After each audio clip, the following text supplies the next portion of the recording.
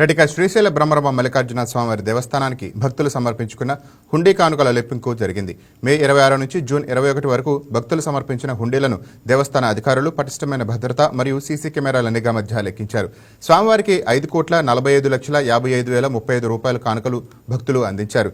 నగదుతో పాటు భక్తులు సమర్పించిన కానుకల్లో 127.5 గ్రాముల బంగారం, 3 కేజీల 680 గ్రాముల వెండితో పాటు విదేశీ కరెన్సీని కూడా సమర్పించారు.